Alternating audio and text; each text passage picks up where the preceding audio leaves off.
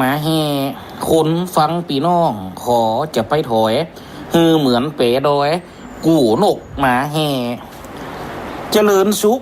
เจริญสีเจริญมีเจริญไหวเจริญจิตเจริญใจเจริญไปด้วยศรัทธาบรรดาสาธุชนคนชาวผู้ได้ฟัง FM 106.50 วิทยาลัยสงฆ์นครลำปางวิทยุเพื่อการศึกษาวันนี้ได้มาปะอัตมาภาพพลหมูนิวังโสเมื่อยามแล้งเวลาเก่าเวลาเดิม6 ถึง 1 ทุ่มวันนี้ได้มาปะมาปุ๊บก็ขอเจริญพรFM คนฟังรายการสาธุชนกูคูกูคนบอกว่าจะเป็น FM สายไหนที่ได้เกาะลิงไปถามวันนี้เฮาก็ได้มาปะมาปุ๊บกันแหมรอบแล้วเนอสาธุชนคนชาวพุทธเฮาอาตมาภาพถ้าคนใดได้มาแวะมาตั้งตำบลไม่สุกมาตั้งอำเภอเจ้าหมก็แวะมาเอียกันได้ตีว่าห้วยแหนเนอเพราะฉะนั้นวันนี้เมื่อค่ำยามแลงวันนี้เป็นการอัดเสียงอูจ๋าพัลนาออกมาเอาเนอทั้งหลายเพราะตอนนี้กำลังอยู่ในระยะการเดินทางไปแสดงรถธรรมเทศนาที่วัดแสนทองท่านพระครู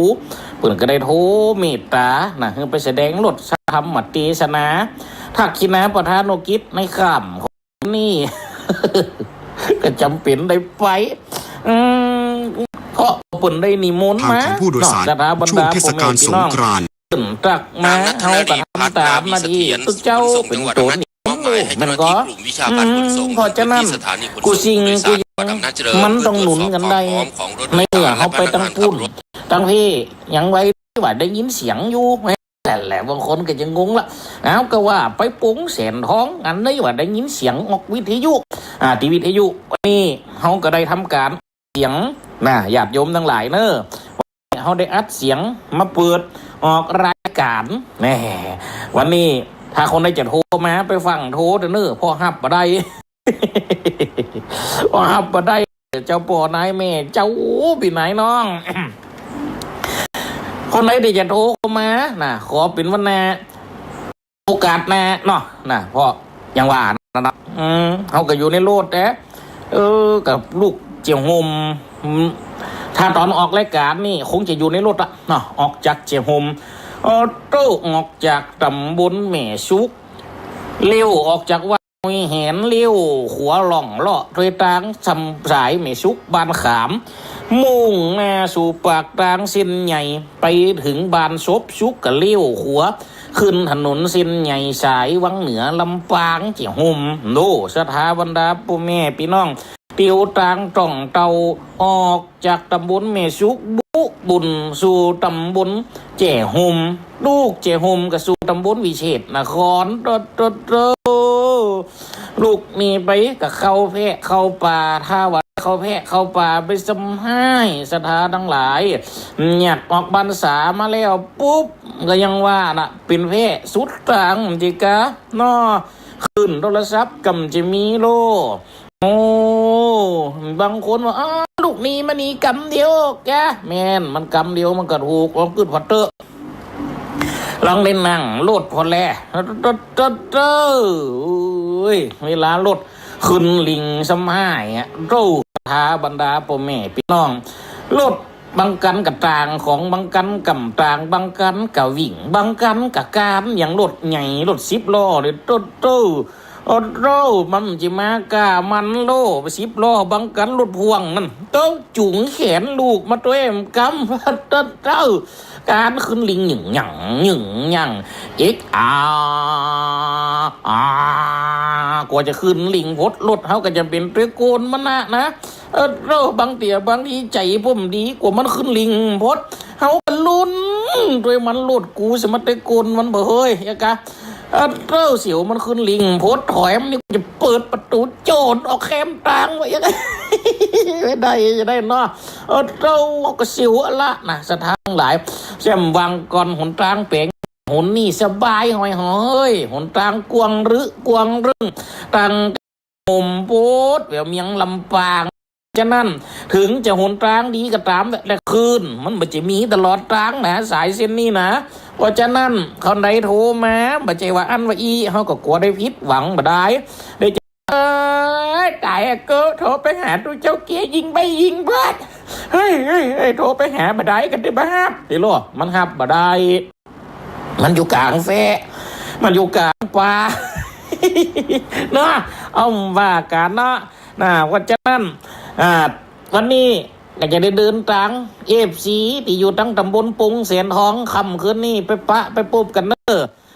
วัดปุงเสียนทองบ่ห่วงงานของไหวมันโทรมันนี่มดโทรมันนี่มดเอาก็จะปิ่นไปเนาะเขาก็จะได้ไปฉลองศรัทธาตุเจ้าเป็นนิมนต์ลูกโอ้จังใดก็จำเป็นได้ไปโอ้โตไก่ก็จะเป็นได้ไปกลางคืนปุ่นโลไปติดโดยท่านพระอาจารย์ชนีกาหลงยังเป้าปุ่นโอ้ข้ามหนทางที่อำเภอเวียงเป้านี่โตกดงอกดเงี้ยเหลียวใส่เหลียวขวาป้าโทอาจารย์ชนีกาหลงเวะหักก้าคนเท่านั้นเต้อเขากับคนดีนดูแกกลางไหวเพียมขี้ปุ๋มฉันหนุ่มหนทางมันโก้งไปโก้งแม่เนาะเขาก็เป็นดีนดูแต่คนเราเอ้ยยากาแต่อินดูแกกับไปด้วยกันไปถึงปุ่นกับบอสจะดีทุ่มมาโลออกเพไป3 โมงเขาสำให้ไป2 ตีลูกอำเภอแม่หม้อก็โซดมาอำเภอจะห่มไปก่อนอาบน้ำแต่งตัวถ้าลุงสุงจีวร ก็เขาฟังเด้อมันก็เป็นดีอินดูเก่ากันนะบนนึงเก่งก้อนสำหรับนักเตะจังได้ยินตุลุงสมศักดิ์ปุ่นว่ายามอาทิตย์อัดสะดงตรงเหลี่ยมเขาความมืดเจ้าเข้ามาพลันกลางวันนี้ทุกชีวิตต้องจบลงตรงราตรีลืมหน้าที่ผ่อนพักเข้าหลับนอนแต่พระสงฆ์องค์หนึ่งนั้นยังไม่หลับต้องอาภัพเหมือนอาภัพตื่นตาลามุ้งหมอนต้องเตรียมตัวออกจากสลมห่มจีวรเป็นนักเทศพระเนจรตอนค่ำคืนนี่ล่ะเอาก็ฟังเตอะสถานทั้งหลายกลัวจะพิกถึงวัดที่2ไป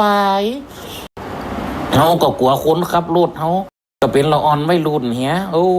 เขาก็กลัวมันรับในเขาก็พยายามถามมันติ๊กเป็นได้กองใครรับก็กองมันเงียบได้เขานี่เตอะกองมันสีดักปากเขาถามเลยเงียบมากระสวนปั๊บทันทีไม่ได้แล้วเตอะชีวิตจะมีขายอย่างกินส้ม เอาบุ๋มละไว้1 มื้อ1 ดีมาใจสถานทั้งหลายแม่นก็เอาก็จะเป็นตักติ๊กกากว่าจะถึงวัดตีสองมาแล้วปุ๊บกูก็อาบหนองก่อนเนอะกะอาบน้ำอาบหนองสักบื้อ1 ไฟก็ยังตาได้ปิดกำเตียกกำลังคืนหงกะว่าจะรับสักกรรมรถเขาวัดมาเต็มรถเครื่องเข้าไปพอโอ้เป็นอ่อนแม่ยิงคน1ปจายคน1มันลงรถมาทุกปีไม่ยังเขาก็ไปหานะยังขอปุจจาทำหยิบเจ้าเอาไปยังบนให้ป้อไปสบายโอ้สู้กับมันมาแต่เฮ้ยพอจะตี3มันนะอีเฮ้ยอัตปีเอาผูกตะหืมรองเอาไปหันเตอะเนี่ยเหี้ยก่อนบ่ได้ปนตักมาต้องเอาโอป้าโทมเป็นหยังเอาหือกูก็เอาเฮียกะอย่าไปยากเอ็ดกะมันเอาหือโลเอาจะเอาโลมันเอาหือเฮาก็เอาเฮียกะมาแล้วปุ๊บกูก็ถ้าจะได้รับเหมาะสักกำเอียกะหัวกำลังตกถึงหมอนเนี่ยสักษาทั้งหลายไผ่หูมาต่อยประตูกุฏิตั้งป้าโธ่กูรับดึกลังยังหัวเนื้อไม้กะใจเขาก็วูห้อนวูหนาวกลัวเป็นขี้ยุกขี้ยากลัวเป็นคนขโมยตัวให้เขากำจังได้ไผ่มาห้องดึกกลางคืนเขาก็ตึงปากพอเขาก็ปิดไฟแล้วตั้งเขาก็ตึงย่างไงเอาติ๊กเขาก็กึดหาทำมาทีบนนอแม่นก็ตีพนังมาทีสะดุ้งตื่นนั่นทำกุมารละบันติจะได้ลังได้ตานกุมารนั่น เจ้ารับพันดีนั่นสะดุ้งตื่นไปห้องพระเวสสันดรจิกะในธรรมมันดึงว่าไว้หรอถ้าเป็นผีมันถึงจะต่อยตังถ้าเป็นคนมันต่อยตังกลางถ้าเป็นสัตว์ที่ราชานมันถึงจะต่อยตังหลุมแล้วอันนี้เขาก็ก้อยเต็กหูฟังแล้วมันแซมเป็นตัวเล็กมันจักลงลังตั้มนั่นเปิดโทอันนั้นเป็นประตูอย่างนั้นฟังหลุมเป็นบนฟังบนเป็นหลุมตายแล้วกูจะเนี่ยจะได้ยังกะมาเกิดใจวัดเฮามันโหงจันมันขึ้นเพดานนี่ไปฟอเดี๋ยวเป็นอย่างนี้กูจะขึ้นเพดานไปฟออย่างกะเกิดในใจเนาะก็ก้อยตุมาขันลึกมันก็เงียบไปกั๊บเฮ้ยมันอยากเข้าหลักตุเขาก็ไพ่ต้องดูว้าวป้าลังบันหูนั่นนี่ยังกะเขากันติ๊กหูฟังไอ้มาละตั้มไปกับว่าเขากำจ้างนี่ได้กันจักเก้าอี้ขึ้นเต้นพระเจ้าบุตรกาก็การไปแต่น้อยเต็มในปะตัดตงมึงกาปะเป็นหัวมันลมขึ้นไปบุญไปดานบนปาดโตไปปวดตาลงมาพอปาดท้อเป็นว่าหมาเก่าขี้เหี้ยนอยู่หน้าประตูตีนมันตุบใส่ประตูตั้งปาดโธ่โว้ยกลัวจะลงมาได้แหมพอนาฬิกาตี3ปลายปะคดีตีปาดโธ่ลูกจะรับอยู่วันนี้เป็นยังไปทำเห็นไหมมีแล้วตาปิ่งไปหันแล้วปาดโธ่พอมารับยังกะลูกนาฬิกาพอ5 ตี 5ไปกันตีละครั้งก็ปัง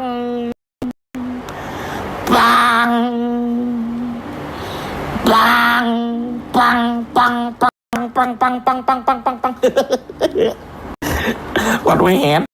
มันจะมีหอละครั้งเลยนะปูนเอาไว้ขอบตูหน้าต่างวิหารขึ้นเป็นตีเอาเต็มดีลูกมากระทำวัดตังสูตรโยโสสูตรโนโกห้องแล้วมดลูกมาไม่เจ้าพ่องกับมาเนี่ยนี่พ่องกับห้องตุปีมากดดันกันเขาอย่างครับก็มาห้องกับเอาปอกมาเจิมโลดเป็นยังไปเขาเปิดหน้าบุญเขาก็ได้มุนน้ำบุญยังไว้ละพ่องกับมาว่าวันการนี่ปู่จะเตียนกะปู่จ้าแล้วเป่งปุดนี่เป็ดเป่งปุดนี่ตัวเอาอย่างบ้างนี่ยังหัวกันเนี่ยพอเจ้าจะมาดักดัดสัตว์มหาอุปคุตนะตัวเอาเป็ดเป่งปุดเนี่ยป้าโตข้าเนี่ยบอกหูเดี๋ยวมันเป่งปุดวันใดสู่ยังพอหูกันหูจะได้ฟังวิทยุบันเทิงเขาฟังอยู่หลายคืนเหมือนกันโลดแม่ก็ฟังวิทยุเป็นเนี่ยนะมันปุจจาเตียนนะมันเป็นวันเสียวันปูดเดี๋ยว8 เอกาอย่าง59สิติดกับจันนี่60ก็เสียการมันเดียว3 7 11มาเสียเสากับพัด4 8 12มันเสียวันศุกร์กับปุดมันปิงปุดมันได้บาดเจ็บเป็นยังไงแม่ฝ่ายมหาอุปคุตเป็นยังออกได้ก็ดีกับปุจเจ็บยันมหาอุปคุตนะแกแต่ไม่เห็นทำพิธีเห็นได้ป้าเธอมึงวางแผนไว้แล้วมึงจะมาถามกูยังก็กึดในใจเนาะแต่เขาก็ไปว่าเขาผมได้เขาเอามาเขาก็เหี้ยเนาะไปคัดสถาบดีอย่างผมไม่อันแล้วเนี่ยก็ยังกับวันเนี้ยก็คัดสถาปุ่นมาได้หรอปุ่นมาหาปุ่นโทก็มานิมนต์กับไปคือใดเนาะวันนี้ก็เลยทำการอาร์ตเสียงมาจ๋ามาละนะดังนั้นเสียงที่คณะสถาได้ยินอยู่นี่เป็นเสียงอาร์ตเนอร์วันนี้จริงได้มีการเปิดโทปู่จ๋าปรึกษากันเพราะฉะนั้นวันนี้เขาฟังกันไปเงาๆฟังกันเต็มก็แล้วเขาก็ได้จ๋าพลนาสัตว์บุรุษที่ได้เกิดมาจะไปเกิดเป็นเทวบุตรที่จะได้ไปเกิดเป็นเทวดาคุณสมบัติแห่งการจะเป็นเทวบุตรเทวดาปุ่นห้องว่าวัตบทมีด้วยกัน7 ประการหาแล้วไปถึง3 ประการข้อ 1ก็ยังเราพึงเลี้ยงดูบิดามารดาไปตลอดชีวิตข้อที่ 2เราพึงประพฤติปฏิบัติอ่อนน้อมต่อผู้ใหญ่ในตระกูลตลอดชีวิตข้อที่ 3เราพึงพูดจาอ่อนน้อมอ่อนหวานตลอดชีวิตนี่สถาบรรดาพ่อแม่พี่น้องจะไปปากเจ็บนะปากเจ็บเนี่ยมันได้ไปเกิดเป็นเทวดานะ มันได้ไปเกิดเป็นเทวบุตรนะมันได้ไปเป็นพระอินทร์นะนี่ข้อ3นี่นะปนอูมาดีเขาก็อูดีตอบบางเดียปนให้มาเขาก็จะปนต้องได้ดีตอบเหมือนกับนิสัยมักคัดมานุบคนคือความเคารพจนปนได้ไปเกิดเป็นพระอินทร์โลปนถามมาเส้นเตียปนอูดีมาอูสวัสดีครับ วันนี้ผมมาขอถามทางหน่อยครับ ทางจะไปอำเภอเมืองไปทางไหนครับโอ้ทางไปอำเภอเมืองเฮ้ยออกไปทางนี้เนอะเลี้ยวบ่ต้องไปเลี้ยวไหนเดี๋ยวนะออกสื่อไปก่อนไปถึงปากทางเส้นใหญ่ก็คือเลี้ยวหัวเนอะนะของทางเส้นนั่นจะไปสู่ของทางอำเภอเมืองเนอะโยมเนอะเนอะปอเนอะเนอะแม่เนอะเดินทางปลอดภัยเนอะครับเนอะนี่มันก็จะดีโลแม่นก็เพราะยังว่านะคนปุ่นมาถามมาหาส่วนมากก็จะจวนมาถึงนั่นฟ่องก็ฟังไงเขาก็เคยไปหลายเตือโลงานศพงานสากต่างถิ่นต่างบ้านต่างเมืองต่างจองโอ้บางเตือ GPS มันปาไปดีแต่มันจะปาไปถึงงานป่วยหรอปาไปหมู่บ้านอันนั้นละบานจะไปหาตังป่วยไปได้เขาจำเป็นไปเชาะเอาคนเดียวนะมีหันเตือเดี๋ยวไปติดนะโอ้ลงงานพิษแต่โเนี่ยกว่าจะไปถามคนใดแต่ละคนปุ่นมีงานหรอบ้านนั่นโอ้เอาไปนั่งไปปุ่นกินน้ำเสียงเป็นแก้วโตถามไปปุ่นกับมาอูเตเฮาเราเจ้าพาปกดีใจตัวเจ้าไปเวะโอ้แม่นก็เขากระถามโอ้อันนี้ศพไผ่นี่โอ้อันนี้ศพตามิดนะเจ้าอาโทนั่นว่าหางมาศพไม่ยิงอันนี้เป็นตามิดใจแลกกะไม่ยิงยังมาจืดกะไปโลกเอกะเอ็มเอไปเห็นงานหนึ่งหิมตันโลเนี่ยชะตาทั้งหลายไปถามไปตีบางแห่งไปถามเสียคนจับก็มีนะบางเตือโตไปติดหิดกระหิบสมัยนางหนาวปูพอไปทางได้กระมืดมดหันดูไฟลุกหันตาลานไปจอดถามถ้าจะมีคนเสียงบุบขลามตับกับกันไปจอดถามบนอันลุงต่างไปอันนี้ไปทางใดสดออกมาอันเบะฟาดโทเสียงไปเสียคนจะนั่นเนี่ยชะตาทั้งหลายมันก็จำเป็นกันหรอการจาการพัฒนาอ่อนน้อมนี่นะมันก็บันเดียบครบเล็กครบขางนะก็ต้องใจอ่อนน้อมนะตอบบางท่านปากมันจะม้วนหลบไปได้ยังไม่ดีว่าดีฮะประเด็นจะหิบไปนี่ประเด็นจะไปหนทางไปทางไหนโอ้หนทางก็ไม่ออกหนทางเราว่าจะไปทั้งหนเส้นนี่เขาขึ้นสื่อรถปุ่นเนอร์ตำบลปงดอนปุ่นเนาะถ้าว่าเขาไปสื่อนี่แหมกำกับไปออกปากทางหนทางเส้นนี้ก็อูไปยังเอี้ยโลกเป็นก็อูด้วยกันดีๆกำอูมจะได้ชื่อจะได้หาเอาอูจ๋าก็คือกันใดเนี่ยสถานทั้งหลายมันก็เปิดในอันนี้วัดตะบดนี่ในข้อที่3ก็พึงว่าพึงอูจ๋าอ่อนน้อมตลอดชีวิตนี่บางคนยามหนุ่มนี่อูจ๋าหวานดีเมายามเท่าปากคบเล็กคบขางแม่นก็งามเท่าในปากคบเล็กคบขางเนี่ยบางคนยามหนุ่มอูจ๋าม่วนเท่าจ๋าม่วนก็มีบางคนก็อูจ๋าม่วนดีตลอดชีวิตก็มีเนี่ยสถาบันดาพ่อแม่พี่น้องเพราะฉะนั้นใครไปเกิดเป็นพระอินทร์นาคตการตั้งนาใครไปเกิดเป็นเทพธิดาใครไปเกิดเป็นเทวบุตรคืออูจ๋าอ่อนน้อมเนอต่อไปข้อที่4บอกควรอูจ๋าสอดเสียดนี่สถาทั้งหลายข้อที่4นี่เราพึงพูดเราไม่พึงพูดวาจาสอดเสียดตลอดชีวิตเนี่ยสถาทั้งหลายข้อนี้มีผักกดเพียงในศีลบนโลกมันก็ในศีลข้อที่4นั่นมุสาวาตาเวลามานีสิกขาปะทังสมาธิยามีสาวาตาเวลามานีสิกขาปะทังสมาธิยามีว่าแต่ตัวเจ้ากูงานไปกี่งานก็ว่าอันเนี้ยล่อบ่ควรพูดปดพูดหมดเท็จพูดสอดเสียดนี่อูจ๋ากล่าวว่าจ๋าปะทุดสลายกำให้ละงกละงักบ่อูเนี่ยบางคนปากให้ถึงจะใจดีก็ตามเตอะ แต่มันออกมาในแนวอย่างอันแล้วว่าจ๋าก็ขึ้นความบาปคนเฮาบาปไม่ได้กัน3อย่างจะก็1ด้วยกาย2ว่าจ๋า3ก็โดยใจมันก็อันนี้เพิ่นก็เลยบอกไว้กล่าวไว้อูจ๋าสอดเสียดเบียดงัดกำที่เขามาบางเตี่ยบางครั้งเปิ่นอูอย่างอีตุเขามาจูจีฟังได้สักจับมากระเดียดเครียดแค้นเป็นในศูนย์บาได้บาปบาได้บุญบาได้กุนบาได้โตดเหลวไหลอย่างกับใจ3โบสถ์โชดอย่างกับไม่ยิง3หัว ว่าเล่นบ่ได้เด้ออันนี้ไปเอากำเปิ่นมามันกำเนี่ยศรัทธาบรรดาพ่อแม่พี่น้องโอ้ยกำหมูนี่เปิดดึงว่าหรอศรัทธาทั้งหลายถ้าว่าเสียความมักเล่นก็จะเสียกำย้ำเหมือนนึงว่าเพราะฉะนั้นอันนี้ก็เป็นอันหนึ่งที่มันปรากฏอยู่ในศีละคนเฮาจะมีปกติใดกันย้อนว่าอย่างศรัทธาทั้งหลายงดเว้นจากสิ่งที่กำอูกำจาว่าจาพรุษสลายกำห่อนกำให้อูตามสื่อบางคนนี่โตฟังซับจับออกมาเดียดเปิ้นอูเหลี่ยงหนึ่งตัวไปเอาเหลี่ยงหนึ่งมาศูนย์เข้าใจคนเดียวแต่งแปลงเกี่ยงกำเนี่ยคือกำคนอื่นได้ตกทุกละย้อนกำปากของตัวก็มีนะศรัทธาบรรดาพ่อแม่พี่น้องคนประเภทนี้เปิดก็คืองดเว้นงดเว้นจากการกระทำในสิ่งเหล่านี้อูจากำที่ว่าเตอบางคนนั่งกันเป็น3เป็น4อูจากันซุบซับนั่นอูจักก็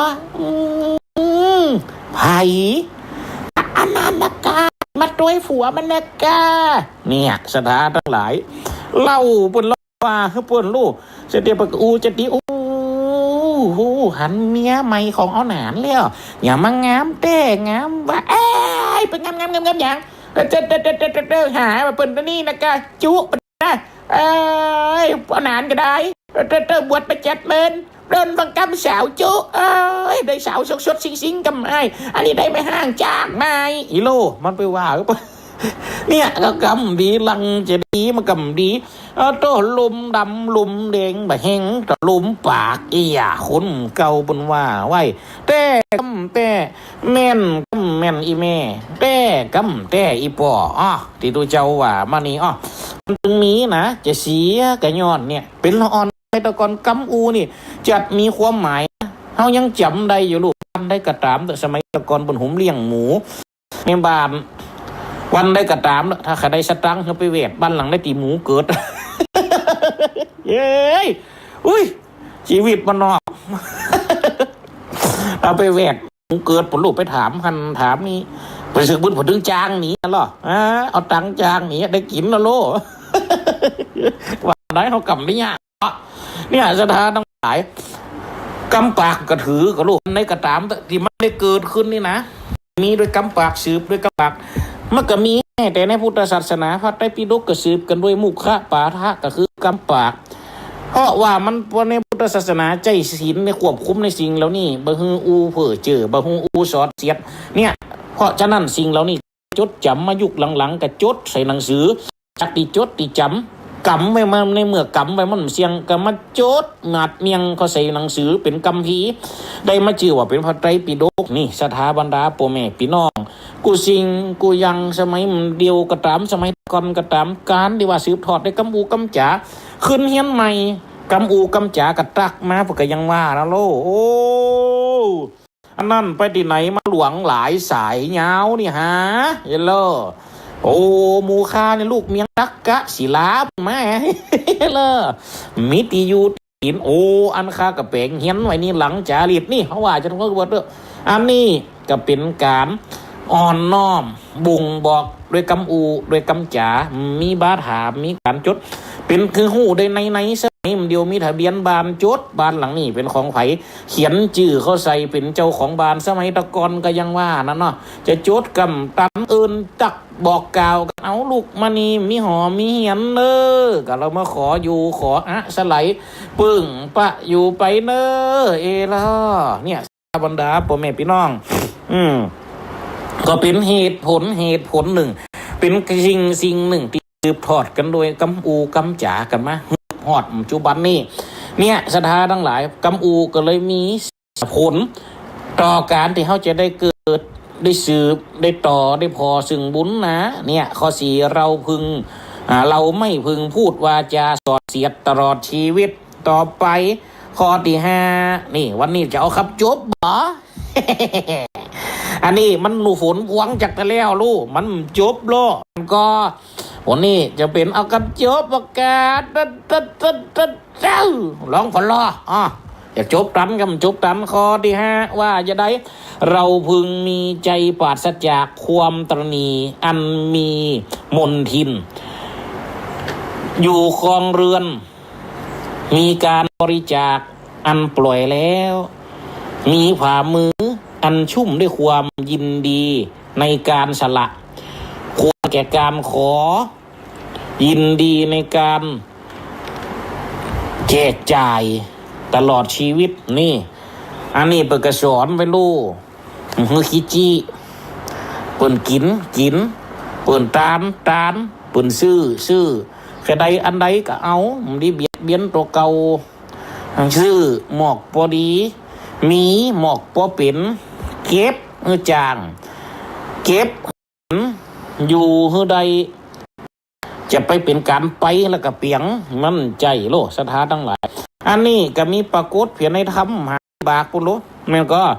คนบางพ้องเกิดมามีเงินมีทองมากนักจักกินจักใจเตตานก็กลัวเข้าของวำไว้หมดเสียงพระพุทธเจ้าก็ตอบโลปุกกะละผู้ใดมีเงินมีทองมีเขามีของมากนักจักกินจักใจ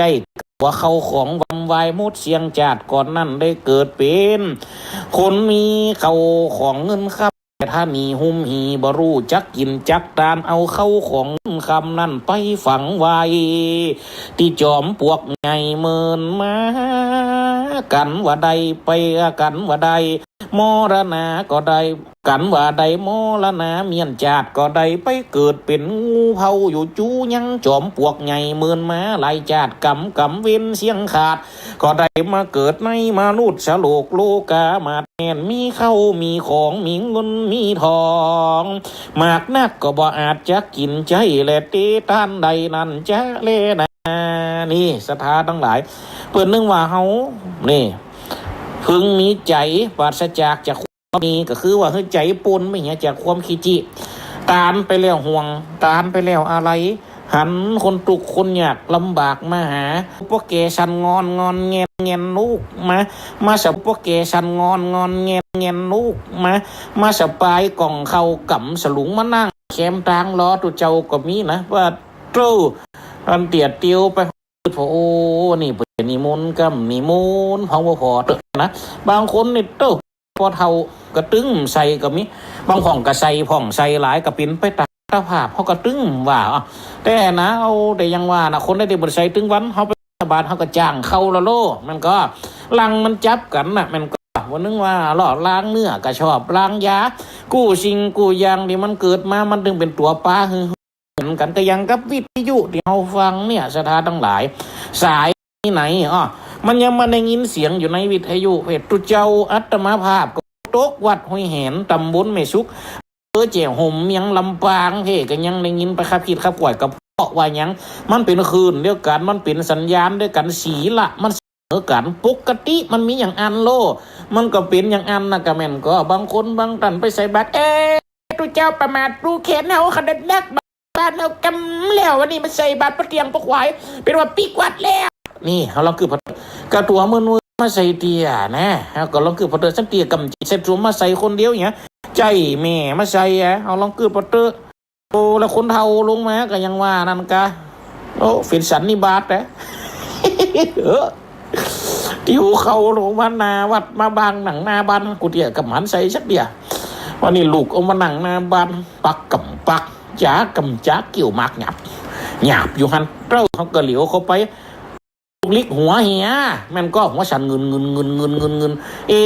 จะเอาไปเนื้อกับกัวปืนใส่กูก็จะไปอ้ายมันได้นะนี่กะ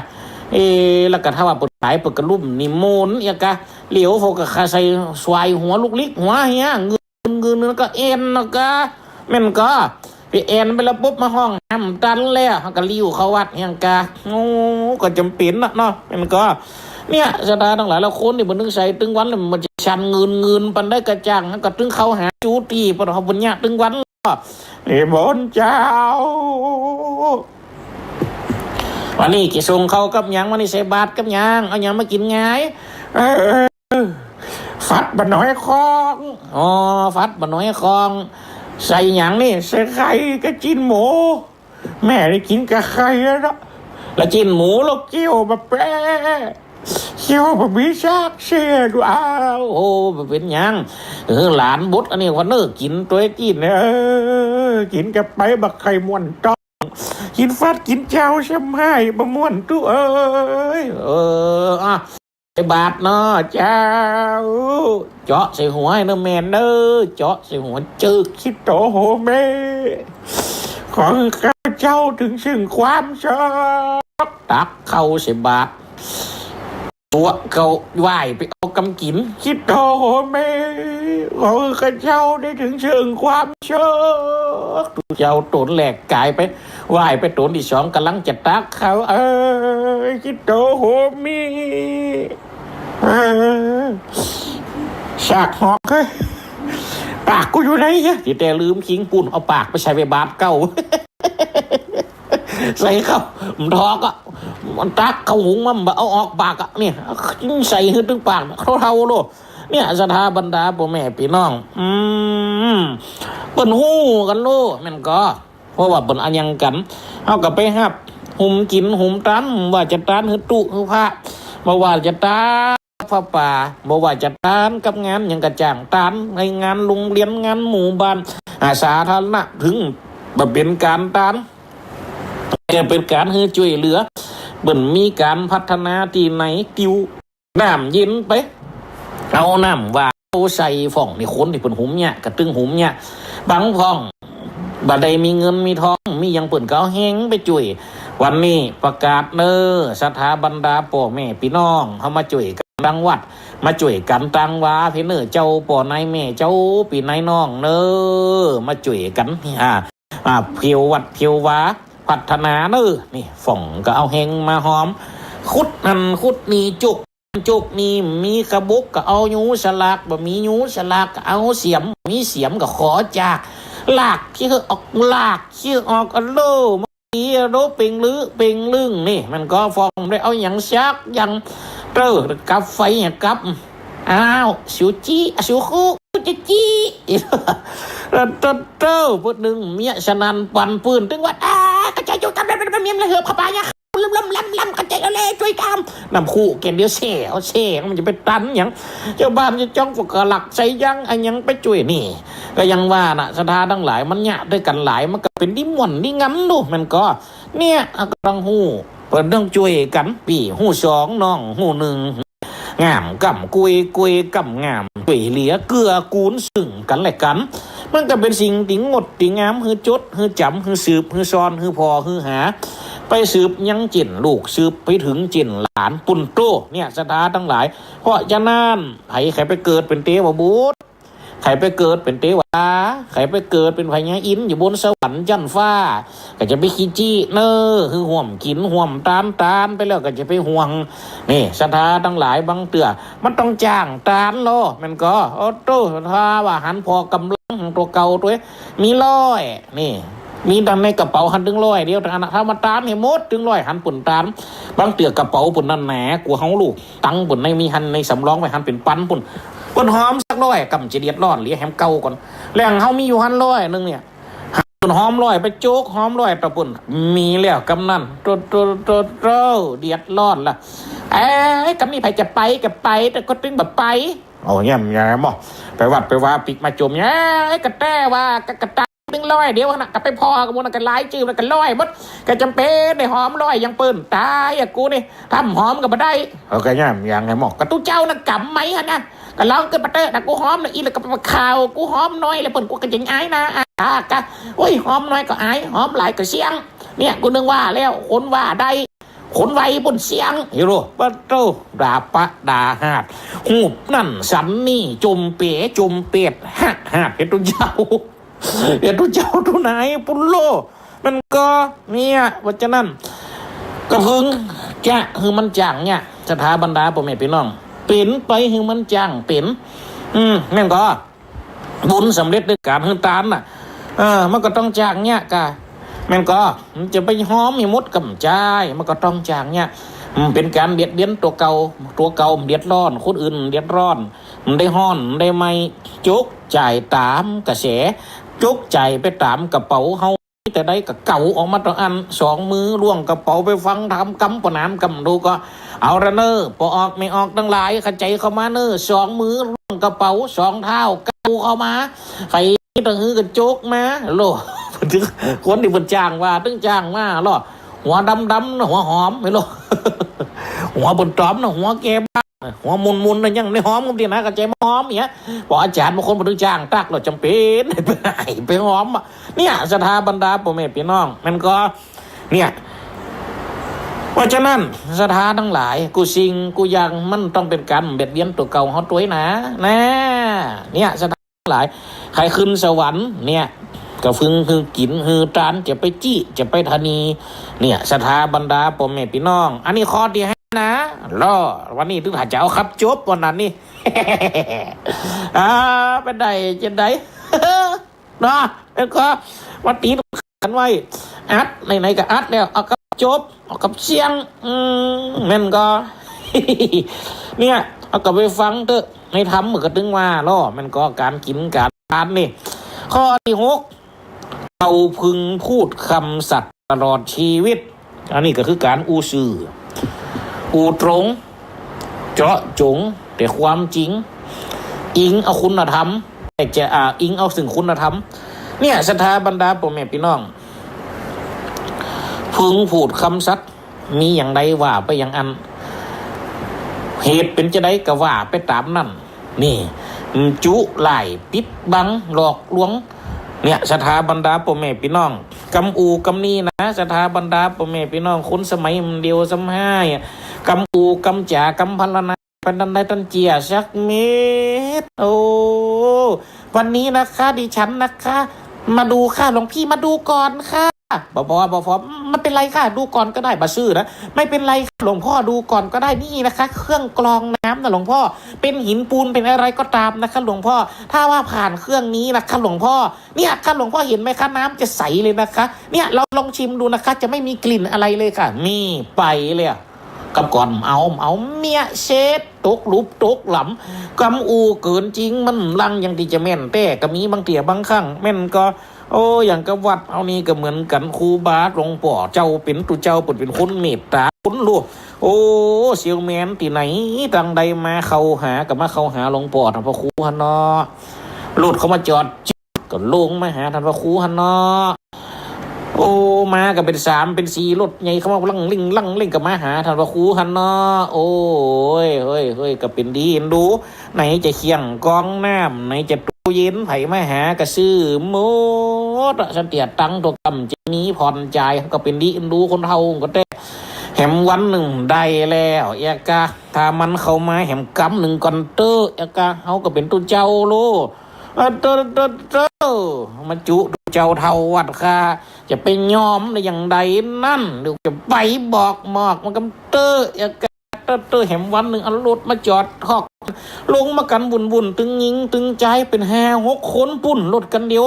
ลงมาปุ๊บมาหันใส่กำก่อนจะไปหาดูเจ้าเท่าเขายืนเกิดเลยกะว่าโต๊ะผมมากระตกใจนะอุ้ยนมัสการหลวงพี่ค่ะเนี่ยหลวงพี่ยังวันนี้ดิฉันมีของมาขายนะคะเอาอย่ามาขายมาตัวลุงกับโยนี่ไปจุขายคนเราไม่หลอกค่ะหลวงพ่อของดีๆทั้งนั้นนะคะที่หนูเอามาให้เนี่ยหลวงพ่อไม่เชื่อดูค่ะเนี่ยค่ะไม่เชื่อให้ผู้จัดการมาเรียกลงมาทำให้ดูค่ะสวัสดีครับเดี๋ยวผมจัดการให้ครับหลวงพ่อต้องการเนี่ยหลวงพ่อเป็นเครื่องดูดฝุ่นนะครับจะดูดเนี่ยกระจ่างเด้อดูดฝุ่นนะครับหลวงพ่อดูดดีๆมันจะดูดไอ้ปูนก็เสี่ยงเป็นไตก็ไม่ใช่ว่าเนี่ยหลวงพ่อต้องดูก่อนบ่พอเนี่ยมาจุขายหลวงพ่อดูก่อนนะครับต้นตักทรายมาเป็นคู่ปุนทอกกลางหงมาชั่วไม่ใช่อย่างไรนั่นเป็นไปเลยไม่ดูหลวงพ่อดูก่อนเดี๋ยวผมจะดูดให้เนี่ยครับหลวงพ่อครับบดเจ้าเคียงดูดฝุ่นลงมาหูภูเขาในเฮียงคลั่งกี่คู่ไปเสียงหมดเปิดไปถอกนอกคุณสู้โอ้เนี่ยแหละครับหลวงพ่อดีแต่เนี่ยแหละครับสนใจมาสนเนี่ยไปขนเก็บเขารถคือกูพอแล้วเก็บเขารถเดี๋ยวก่อนหลวงพ่อดูดน้ำก็ได้ว่ะมา ดูดน้ำได้ไม่เชื่อหลวงพ่อดูว่าตักน้ำแม่งผู้ฮะกลางหงตั้งปาดตัวดูดมาเจ้าเชียงมดมันดูดลองขึ้นพอเถอะเจ้าเอาไปเนี่ยคือแล้วก็เก็บขึ้นรถเดี๋ยวหลวงพ่อผมจะซักผมไม่ดูว่าผมของเขาอยู่ฮันลากออกมาเป็นขนนกตึงนั่นวัดเท่านี้นกฟิลาบนัก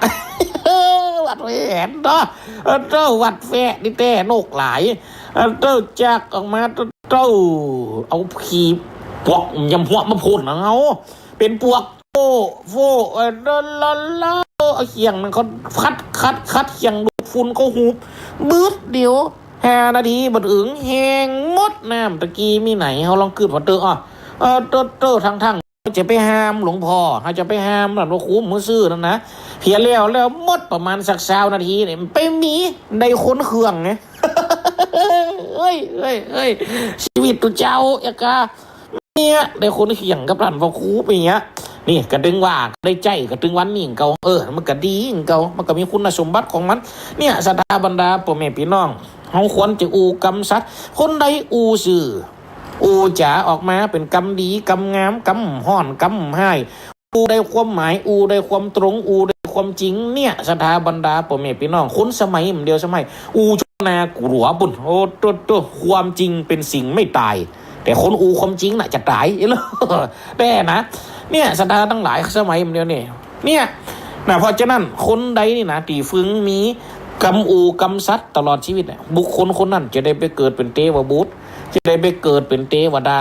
สวรรค์จันทร์ฟ้าเมียงอินมุนนะถ้าว่าบุญดีมีครบกูสิ่งกูยังก็จะได้เกิดเป็นพระอินทร์เนี่ยซ้ำเนี่ยสถาบรรดาพ่อแม่พี่น้องอันนี้ข้อที่6จบไปต่อไป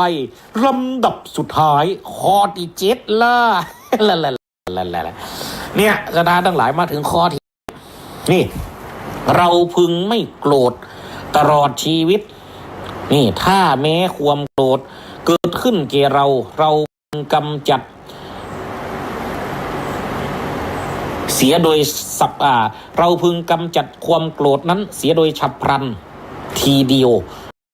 เราพึงไม่โกรธตลอดชีวิตถึงแม้ความโกรธเกิดขึ้นแก่เราพึงกำจัดความโกรธนั้นเสียเนี่ยศรัทธาทั้งหลายเขาก็ลองขึ้นพอเตอความมืดความโกรธโลภะโทสะโมหะมันมีอยู่ในหันละโลหักโลภโกรธหลงโลภะโทสะโมหะกู้สิ่งกู้ยังมันได้เกิดขึ้นมันเป็นจองนองแนวคือคนเฮาความอย่างกิเลสอันนี้ก็เป็นตัวหนึ่งในกุศลละมูลนี่ศรัทธาทั้งหลายนั่นก็คือความโกรธเนี่ยแต่นะมันเตือนก็มีแต่อันเนี้ยตัวโกรธเนี่ยตัวที่สำคัญที่สุดเนี่ยคือคนเฮาบัดซึ่งนิพพานเนี่ยคือขาดความขอบขาดความไว้ใจขาดความโกรธเนี่ยมันก็สติความระลึกใดสัมปะเนี่ยความรู้ตัวก็ขาดไปละสติความอดทนมันก็โสระจะความเสนียโกขาดไปละคนเฮานี่ถ้าได้คืนบึ้ดไม่มันเอาที่ไหนมาว่านั่นจะแจ้งความมันมาเดียวนี่โอ้ยมันอูออกมาได้ยังไงเห็นลูกเกิดฟัตเตอร์สถาบันพ่อแม่พี่น้องเพราะว่าอย่างคนเฮาเนี่ยมีความโกรธหรอ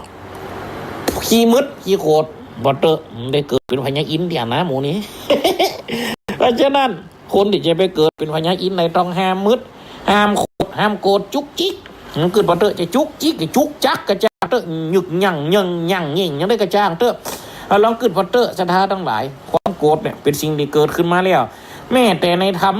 มหาจารย์พระเวสสันดรก็ตามด้วย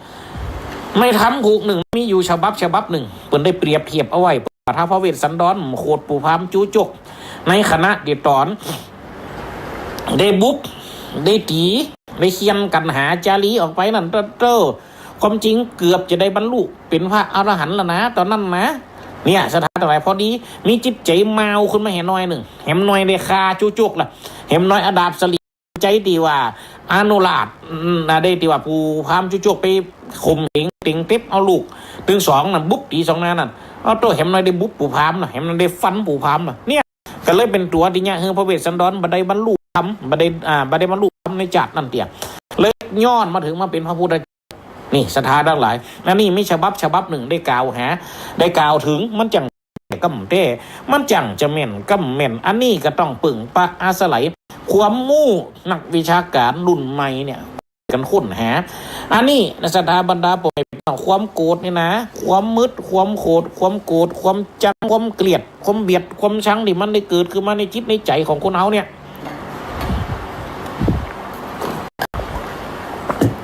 ขออนุญาต แวะปั๊มไอ้กำแล้วตัวอูมาก็คอแหงเนี่ยความมืดความโกรธความเกลียดเนี่ยเอาลองขึ้นบ่เตอะพี่น้องจะฟิตกันย้อนความโกรธเนี่ยนั่นก็จะเนี่ยเสียความหยังหูซึกดีตีงามต่อกันย้อนความโกรธเนี่ยแม้แต่เสียสิ่งอย่างกิริยาท่าทางลักษณะหน้าตากูสิ่งกูยังมันเป็นสิ่งที่แสดงออกได้หากคนเฮาขาดหยังความอดทนสุรจะความเสงี่ยมเขาไปซ้ำให้สถาบรรดาพ่อแม่พี่น้องเพราะฉะนั้นคนเฮาเนี่ยนะถ้าหากโกรธขึ้นมาแล้วมันมีกันแต่เฮาก็ต้องรู้วิธีจัดกำจัดจัดการไปในความโกรธนั่นอันนี้ก็เป็นตัวหนึ่งสถาบรรดาพ่อแม่พี่น้องทีเนี้ยคนเฮาได้ขึ้นได้มีจิตใจสูงส่งปกติทั่วไปแม่แต่ตายดับจิตโลกก็ขึ้นไปเกิดบนสวรรค์จันทร์ฟ้ามวงแมนเดนตาวัดติงสาเป็นเพชรเทวบุตรไปเป็นเพชรเทวดาอยู่เตบไตอินตาต่านเต้าพอเข้าเมืองสวรรค์บนโลเนี่ยสถาทั้งหลายเป็นห้องว่าวัตตบท7พระกามนี่หลักธรรมแข่งคอปฏิบัติที่เขาจะได้ไปเกิดเป็นพระอินทร์เนี่ยทั้งหลายก็มีด้วยกัน7ข้อ1ข้อที่1ลืมเก้าเขานะเราพึงเลี้ยงบิดามารดาตลอดชีวิต2เราพึงประพฤติอ่อนน้อมต่อผู้ใหญ่ในตระกูลตลอดชีวิตข้อ3เราพึงพูดจาอ่อนหวานตลอดชีวิตข้อ4เราไม่พึงพูดจาสอดเสียดตลอดชีวิตข้อที่5เราพึงมีจิตใจปราศจากความตระหนี่อันเป็นมลทินของการครองเรือนมีการบริจาคอันปล่อยแล้วมีผ่ามืออันชุ่มด้วยความยินดีสละควรแก่การขอยินดีในการแจกจ่ายทานตลอดชีวิตข้อ6เราพึงพูดคำสัตย์ตลอดชีวิตข้อ7นี่เราพึงไม่โกรธตลอดชีวิตนี่ถึงแม้ว่ามีความโกรธมันมืดขึ้นมาในจิตใจก็พึงกำจัดถึงบดไปเสียสัพพันในทีเดียวแล้วเนาะนี่ศรัทธาทั้งหลายถ้าคนใดมีลักทำ7ข้อ7อันที่ห้องว่าวัตตบทเนี่ยก็จะได้ไปเกิดเป็นเทวบุตรเทวดาเกิดเป็นพญาอินทร์นะที่ห้องแฮมยังคือยังสัตตบุรุษนั่นนี่ศรัทธาทั้งหลายนี่เพราะฉะนั้นศรัทธาบรรดาพ่อแม่พี่น้องการที่จะไปเกิดเป็นพระอินทร์เนี่ยก็เป็นบุคคลคนหนึ่งที่มีบุญหนักเหมือนกันนะลองคือว่าจ้างที่พระอินทร์ได้สูงได้นั่งนี่เขาก็คือว่าจื่อว่าเอราวัณเดี๋ยววันหน้าเขาก็จะได้มาเรื่องตำนานจ้างเอราวัณนี่แหมกำหนึ่งเราลองคือว่าศรัทธาบรรดาพ่อแม่พี่น้องอยู่สวรรค์จันทร์ที่2โลจันทร์ว่าดึงนี่ศรัทธาทั้งหลายมีม้าที่ว่าอุทัยสลบม้าตัวนี้ศรัทธาบรรดาพ่อแม่พี่น้องลักษณะงดงามอย่างใดปึกกระดึกแจกไม่หมดโลเนี่ยนั่นศรัทธาบรรดาพ่อแม่พี่น้องเดี๋ยวเฮามีโอกาสในอาทิตย์หน้าในวันตั้งหน้าในเวลาตั้งหน้าเฮาก็จะมาปุ๊บกันในแฮมเตือหนึ่งเพราะฉะนั้นวันนี้อาตมาภาพจำเป็นก็ได้เดินทาง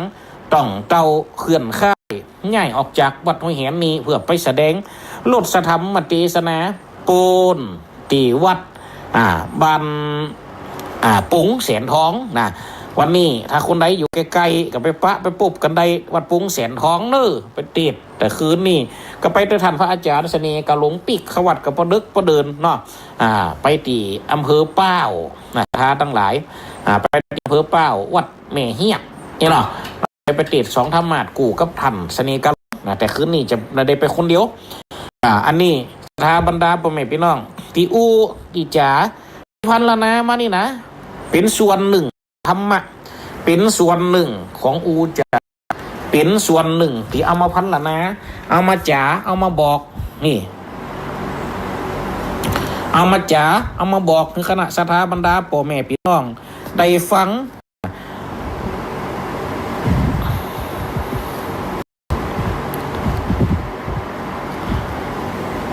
ได้ฟังคือได้เข้าใจเนาะตอนนี้ก็มีญาติโยมบางครูบางท่านเขามาหาเพราะฉะนั้นได้ขาดช่วงไปก็ขอสุมอกขออภัยด้วยญาติโยมพุทธบริษัทของเขาที่เขาได้ฟังกันมานี้ก็ขอกุศลขอให้เป็นมงคลประเสริฐเป็นสิ่งงดงามล้ำเลิศบังเกิดกับตนตัวเจ้าบานศรัทธาอาพี่น้องที่ได้รับฟังในวันนี้เนาะเพราะฉะนั้นการจากการพัฒนาวันนี้ก็เหมาะสมควรเก็บเวลาเนาะเพราะฉะนั้นขอความเจริญในธรรมความเจริญในการฟังการฟังในครั้งนี้ก็คิดว่าคงจะมีผลอันใดที่ดีเขาก็คือได้เก็บไว้เน้อผลดีอันใดเป็นผลให้เขาก็ละไปคือดูเจ้านี่เหี้ยเพราะฉะนั้นศรัทธาทั้งหลายไม่แรงนี่ก็อูจ๋ากันเหมาะสมควรเก็บเวลาเนาะก็ขออำลากันเพียงตัวนกสั่งลาฟ้าป่าสั่งลาหนองโนกเขาลากรดอนสั่งลาหางกบลาเขาหูเสือลาจากทำนกเขาลากรป่าไม้กำอูกำจ๋าเอามาก้อนใกล้ได้หมอกดาบอูหมอกได้เป็นดีขณะคนฟังเตียงแต่ดีหลีตีเป็นสักขีพยานแผ่กวงอันใดประโยชน์สถานทั้งหลายพอดีเปิดมาห้องเนาะอันใดที่เป็นประโยชน์เขาก็ช่วยกันเก็บไว้ศรัทธาทั้งหลายเน้ออันใดที่ให้ก็เอาคืนเราเจ้านี่เพราะฉะนั้นก็ขอยุติการบรรยายอูจ๋าปุบปะกันใน FM 106.50 วิทยาลัยสงฆ์นครลำปางวิทยุการศึกษาออกอากาศณวัดบุญยวาสวิหารพระอารามหลวงเพราะฉะนั้นก็ขอยุติการใจเสียงลงเพียงแต่เอวังก็เป็นประกาศสักขีพยานหวังอันใดประโยชน์ศรัทธาทั้งหลายที่เปิดมาห้องเนาะอันใดที่เป็นประโยชน์เขาก็ช่วยกันเก็บไว้ศรัทธาทั้งหลายเน้ออันใดที่ให้ก็เอาคืนเราเจ้านี่เพราะฉะนั้นก็ขอยุติการบรรยายอูจ๋าปุบปะกันใน FM 106.50 วิทยาลัยสงฆ์นครลำปางวิทยุเพื่อการศึกษาออกอากาศณวัดบุญยวาสวิหารพระอารามหลวงเพราะฉะนั้นก็ขอยุติการใจเสียงลงเพียงแต่เอวังก็โดยประกาศสักขีพยานแผ่กวงอันใดประโยชน์ศรัทธาหลายพอดีเปิดมาห้องเนาะอันใดที่เป็นประโยชน์เขาก็ช่วยกันเก็บไว้ศรัทธาทั้งหลายเน้ออันใดที่ให้ก็เอาคืนเราเจ้านี่เพราะฉะนั้นก็ขอยุติการบรรยายอูจ๋าปุบปะกันใน FM 106.50 วิทยาลัยสงฆ์นครลำปางวิทยุเพื่อการศึกษาออกอากาศณวัดบุญยวาสวิหารพระอารามหลวงเพราะฉะนั้นก็ขอยุติการใจเสียงลงเพียงแต่เอวังก็โดยประกาศสักขีพยานแผ่กวงอันใดประโยชน์ศรัทธาทั้งหลายพอดีเปิดมาห้องเนาะอันใดที่เป็นประโยชน์เขาก็ช่วยกันเก็บไว้ศรัทธาทั้งหลายเน้ออันใดที่ให้ก็เอาคืนเราเจ้านี่เพราะฉะนั้นก็ขอยุติการบรรยายอูจ๋าปุบปะกันใน FM 106.50 วิทยาลัยสงฆ์นครลำปางวิทยุเพื่อการศึกษาออกอากาศณวัดบุญยวาสวิหารพระอารามหลวงเพราะฉะนั้นก็ขอยุติการใจเสียงลงเพียงแต่เอวังก็โดยประกาศสักขีพยานแผ่อันใดประโยชน์ศรัทธาทั้งหลายพอดีเปิดมาห้องเนาะอันใดที่เป็นประโยชน์เขาก็ช่วยกันเก็บไว้ศรัทธาทั้งหลายเน้ออันใดที่ให้ก็เอาคืนเรานี่เพราะฉะนั้นก็ขอยุติการบรรยายอูจ๋าปุบปะใน FM 106.50 วิทยาลัยสงฆ์นครลำปางวิทยุเพื่อการศึกษาออกอากาศณวัดบุญยวาสวิหารพระอารามหลวงเพราะฉ ฉะนั้นก็ขอยุติการใช้เสียงลงอีหวังโดยประกาศสักขีพยานกวงขอเชิญร่วมอนุโมทนาบุญใหญ่กับก้าวสำคัญของการเผยแพร่ธรรมะสู่ชุมชนสถานีวิทยุเครือข่ายคลื่นสีขาวเพื่อชาวประชาวัดบรรพตสถิตจังหวัดลำปางได้จะตั้งสถานีวิทยุคลื่น FM 106.50 เมกะเฮิรตซ์ณวัดบรรพตสถิตตำบลพระบาทอำเภอจังหวัดลำปางเพื่อเป็นกระบอกเสียงแห่งธรรมข่าวสารงานบุญและสนับสนุนกิจการคณะสงฆ์มาตั้งแต่วันที่ 1 มีนาคม 2569 บัดนี้ถึงเวลาอันเป็นมงคลขอเชิญร่วมงานทำบุญเปิดสถานีวิทยุวัดบรรพตสถิตและพิธีสามีจิกรรมสุมาคารวะสะเกล้าดำหัวครูบาอาจารย์พระนักเผยแผ่เครือข่ายสีขาวประจำปี 2569 พบกันในวันเสาร์ที่ 25 เมษายน 2569 นี้เวลา 8 นาฬิกาประกอบพิธีสวดถอนตามโบราณประเพณี 9 นาฬิกา 30 นาทีร่วมฟังเวทีเสวนาธรรมพระสงฆ์รับการสื่อสารเข้าขานวิทยุท้องถิ่น 10 นาฬิกา 30 นาทีพิธีเจริญพระพุทธมนต์สืบชะตาเป็นสิริมงคล 11 นาฬิกา 29 นาทีพิธีเปิดป้ายสถานีวัดบรรพตสถิตอย่างเป็นทางการ 12 นาฬิกาอิ่มบุญอิ่มต้องกับโรงทานอาหารเลิศรสจากญาติธรรม 13 นาฬิกา